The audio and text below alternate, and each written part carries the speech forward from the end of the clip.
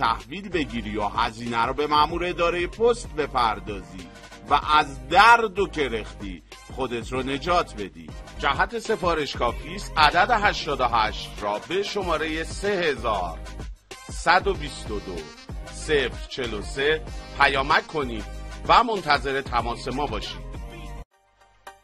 کارواش رو به خونه بیارید. با خرید این محصول یک بار هزینه میکنید و یک عمر لذتش رو میبرید. نازل کارواش تمام فرزی که فوق‌العاده با کیفیته و مثل نمونه های قدیمی و تقلبی نیست که در فشار آب بشکنه یا بستاش در بره. یک سری چرخشی داره که میشه 6 حالت آبپاشی رو باش تنظیم کرد و تا 10 متر هم برد داره. برای آب دادن باغچه، شستن حیاط و مخصوصا شستن ماشین حرف نداره. با هزینه یک بار کارواش رفتن میتونی این محصول رو در سراسر ایران در به منزل تحویل بگیری و هزینه رو که فقط مبلغ 279,000 تومان هست در به منزل به مأمور اداره پست پرداخت کنید.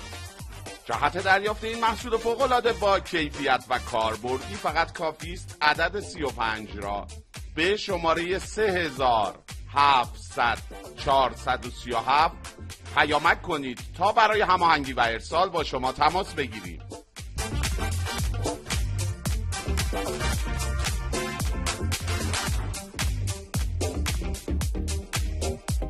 توی هر خونه یک دونه ازش لازمه. این سرشیر متحرک یک محصول عالی و کاربردی برای آشپزخونه یا روشویی خونه شماست که کمک میکنه در مصرف آب صرفه‌جویی کنید و زاویه خروجی آب رو هر طور که مایل هستید به آسونی و با دقت بالایی تنظیم کنید.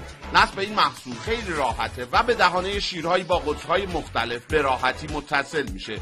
ضمناً به آسونی و فقط با پیچیدن سری میتونید حالتهای آبپاشی مختلف رو تنظیم کنید. به جای صرف هزینه‌های هنگفته تعویض شیرالات میتونید فقط با 269,000 تومان این محصول رو سفارش بدید و در سراسر ایران هزینه رو در به منزل به مأمور اداره پست پرداخت کنید. جهت سفارش کافی است عدد 65 را به شماره 3700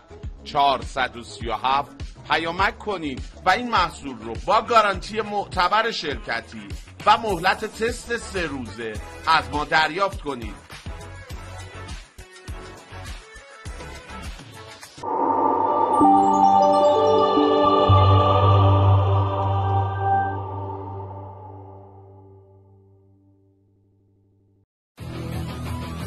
سریال انیمیشنی جزیره آرزوها شنبه تا پنجشنبه ساعت 15 بازپخش روز بعد 3 بامداد از FX3.